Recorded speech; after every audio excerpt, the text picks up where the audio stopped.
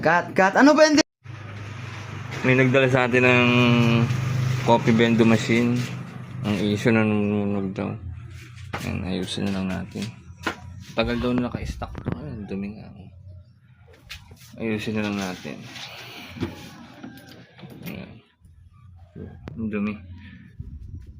Sige, balikan ko na lang kayo. Nilinisan ko muna to. Gusto naman. Ayan, ang dumi kasi. Na-stock to.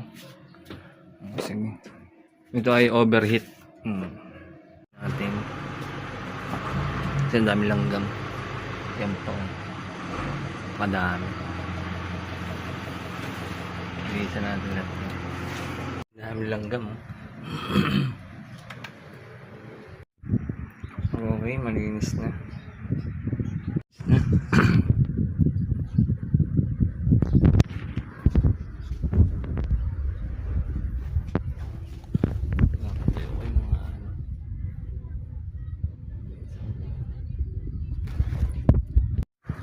Yung mga kape titigas na.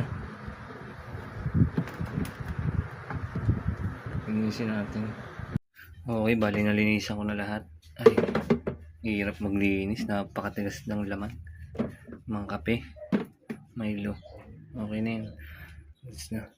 Plus ko yung board dahil nag-auto shutdown pag pinindot tong coffee 3 in 1 yung pangatlo, pero itong dalawa buo. Check natin baka may tama. Ang tagal kasi daw na stock to eh.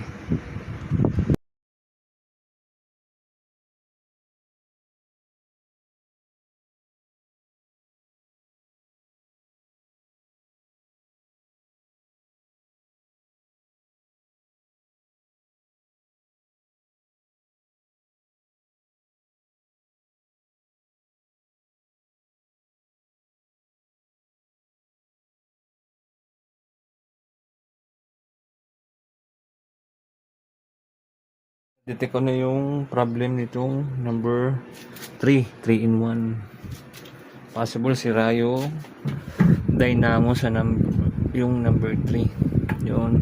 Kasi yan ito yung number 3 supply. Possible doon ay shorted. Hindi siya naikot. Mamaya check natin yung dynamo na yan.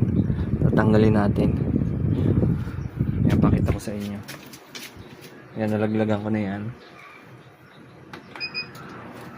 Yan, magdi-dispense ng baso. Tapos, yan.